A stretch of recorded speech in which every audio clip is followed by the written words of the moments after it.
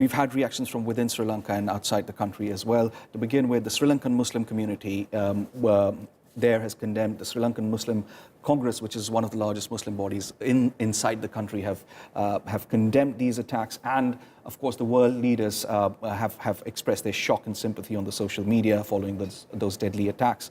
The Turkish President Recep Tayyip Erdogan has called the attacks an assault on to all of humanity, and he has offered his condolences to the victims on behalf of the Turkish people.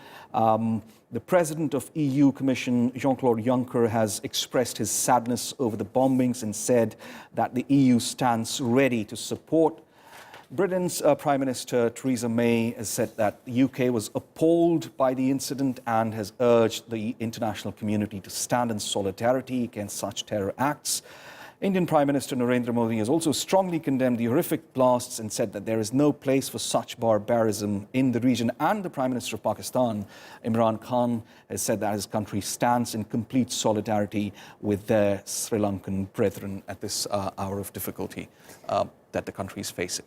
So strong condemnation there from world leaders and from countries and different heads of religious group as well. So talking about religion there, what is the religious background in Sri Lanka? Well, see, there have been, to start off, there have been sectarian tensions in the island country. The majority of Sri Lankans are Buddhist, 70% of them. There are just under 10% of a Muslim population, and about 7.5% of the rest of the population are Christians. Hindus also make up about 12.5% of the population.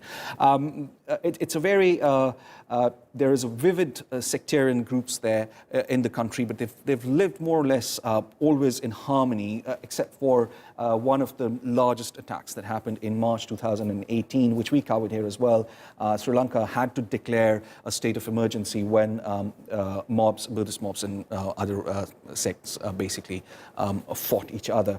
But after that, the situation has actually relatively been very calm, and which is what one of our experts was saying. There wasn't enough reasons for the security establishment to actually be on a very high level of alert, which might have been one of the reasons the country was actually seeing a relatively peaceful times compared to what was the situation almost a decade ago when the Civil War actually came to an end, and then these sectarian clashes happened in 2018. There have been small pockets of tensions, but relatively the country had seen very peaceful and quiet years, and unfortunately that peace seems to have broken at the moment with these large-scale, unprecedented attacks.